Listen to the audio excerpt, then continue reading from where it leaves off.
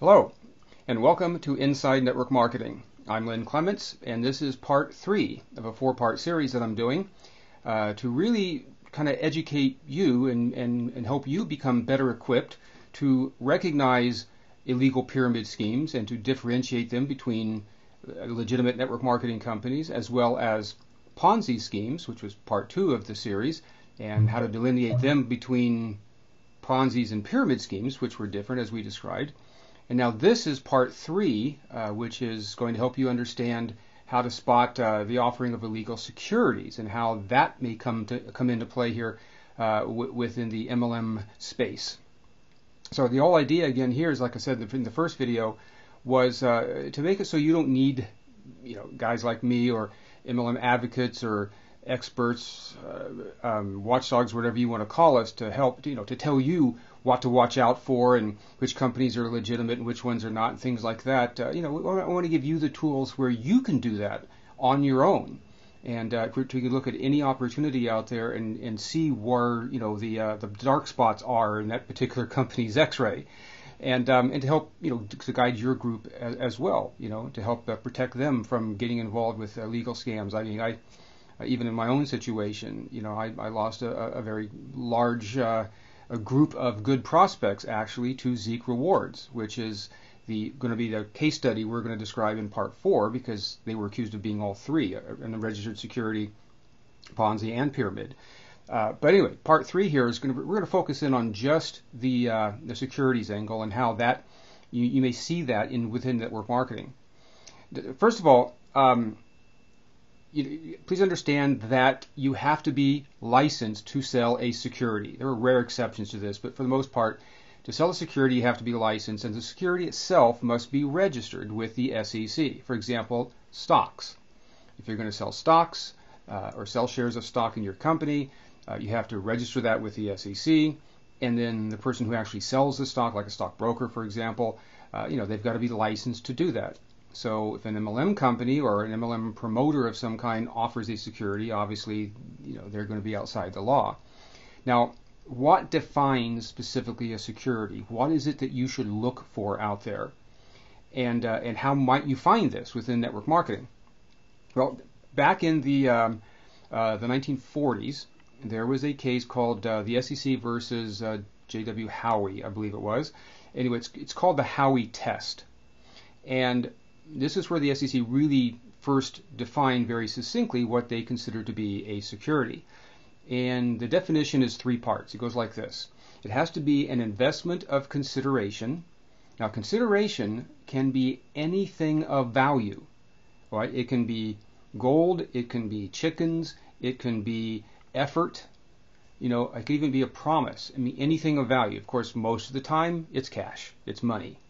But it's an investment of consideration and into a common enterprise. That's the second part of the definition. In other words, a whole bunch of people are also investing their consideration, putting money into the same enterprise.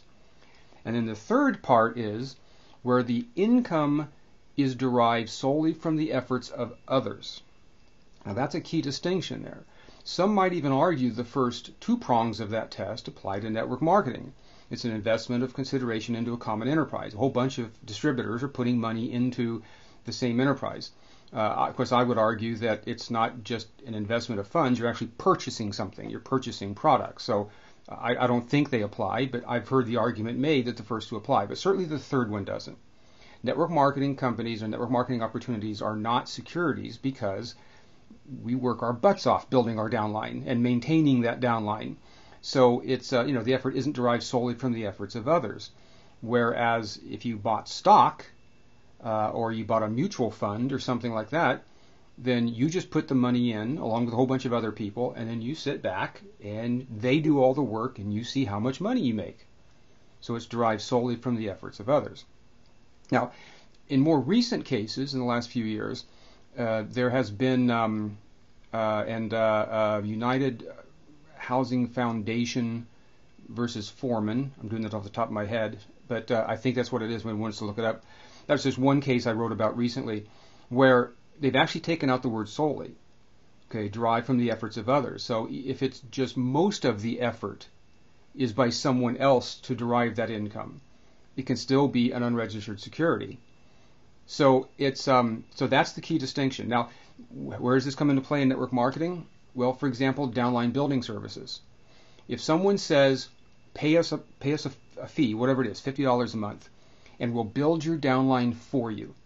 Okay, we'll collect all the leads, we'll call them, we'll place them in your downline. You just pay us this $50 fee, and we'll use those funds to do all of this work to build your downline. You just sit back and let's see how much money we make you. That would be, and in fact has been, ruled an unregistered security. Excuse me, the illegal offering of a security. Winning Edge is an example. A name of a company here in Las Vegas quite a few years ago was hit by the SEC. Actually, I take that back. It was by the Attorney General of Nevada. That's who got them. Where they said you're offering an unregistered security. They also said there were a pyramid scheme too. But besides that, this was a scheme where they said pay us $400 and give us, I think it was something like 6 months or whatever, and we'll make you all this money. But you just pay us the fees and we'll do all the work. That was ruled an unregistered security. So downline building services, for example, might be one. What is effort? Now this has become a key point here because, like, for example, in Zeek Rewards, which I'll get into in more detail in part 4, they made the claim that putting in a free classified ad, that was the requirement of their affiliates, that there was effort. You were extending that effort. Or later on they said, okay, now you've got to give away the bids to convert them to the dollars in your account or whatever, and that took effort. And we'll get into this more detail when I get into part 4, but I've got opinions from legal authorities on this. That would not have been considered effort. Okay, here's the distinction here. Let's say, for example, I'm really good at picking stocks, and all my neighbors and my friends know that I'm averaging 15-20% return on my own portfolio every year, and I manage all of my own stocks, when to buy, when to sell, and so forth. So they all get together and say, hey, Len, you're doing really good with your investments. Would you take some of our money and invest it for us and see, get us that same kind of return? Now, I'm cognizant of the Howey test, okay? This would be an investment of consideration into a common enterprise where the effort's going to be derived solely from someone else's efforts, in this case me, their income. So I'm going to say, hey, okay, I'll do that, but you all have to paint my garage. If you all paint my garage, so you applied some effort here, I'll take your money and I'll invest it for you, and I'll try to get you a good return. Or maybe I might say, if you all take my business card and hand it out to a bunch of people, or put some flyers up, about my other business. Let's say I'm a CPA or something. Promote my other business, and that will be the effort, and I'll do this for you. Okay, neither one of those things would be considered effort, because it has to be effort towards the actual production of the return. Now, like any kind of investment, like a mutual fund or whatever, you pay a load or you pay some type of fee to participate in the investment. Telling someone to paint my garage, that's the investment of consideration. That's effort. It's essentially an entry fee into the program. It has nothing to do with the actual production of the return. I'm still picking the stocks. I'm still deciding when to sell. I'm still doing all of the research. They're just doing something that gains them entry into it.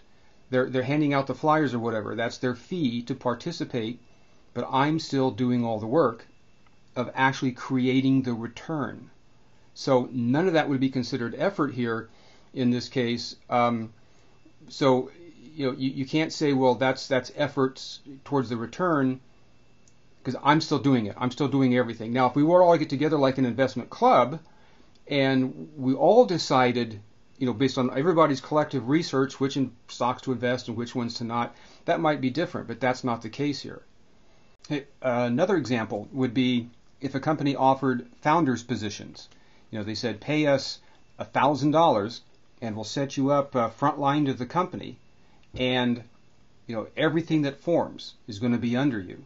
So even if you yourself don't actually do anything to build a downline, you might still get a very large income from this position that we're going to set you up in for paying that founder's fee, which a lot of companies do because they don't have the funding to launch their company. So they gain the funding by selling positions, those top positions frontline to the company, or the master distributor position. Those have value, so they sell them and they use those funds to launch the company with. If those are ever sold under any kind of condition where you can pay that founder's fee and then do nothing, there's no other merit-based type of criteria here where you've got to put up some kind of effort, and you have the potential to just sit back, have the downline form under you and make money. That company absolutely could be, and there are examples of this in the past. Back in the 90s, Truly Special, I think, was one. I just remembered off the top of my head.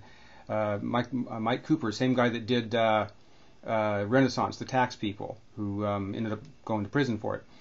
But he got busted by the Kansas City AG for selling positions in his company, and that was unregistered securities. People can just pay money in, sit back, and see how much money they make, and it was entirely somebody else's effort. They didn't do anything to build the downline. So now there are proper ways of selling founders' positions, and that's why most companies should have an attorney to talk to figure out how to work those out correctly. But that would be the incorrect way of doing it. So again, if you see anything within the realm of MLM where someone is saying, pay us, sit back, we'll do all the work for you, and you just see how much money you make, we'll see how much of a downline we build you, or how much, you get a percentage of the bonus pool, and but we're going to do all the work to create that income and divvy it all up, that could very likely be considered an unregistered security. So that's the distinction. And if it is a security, then where the effort is created by someone else, it's not your effort that's doing it.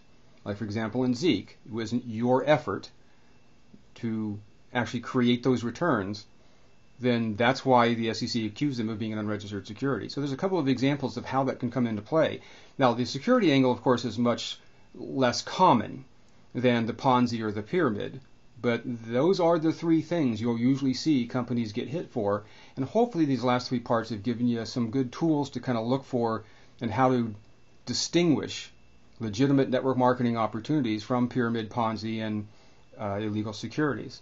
Again, in part 4, I'm going to be using Zeek Rewards as a case study because they were accused of being all three, and I'll describe why they were accused and how they apply, and in this case, why personally I feel Zeek Rewards was not a Ponzi scheme, but very likely was an unregistered security and surely was an illegal pyramid scheme. So come back to part 4, and we'll give you some examples of situations besides even Zeek where this came into play in the past, and give you some good case studies to look at. All right, thanks a lot, and see you back here in part 4. And like you all always say, remember, if you keep going through your MLM career with blinders on, sooner or later, you're going to get blindsided.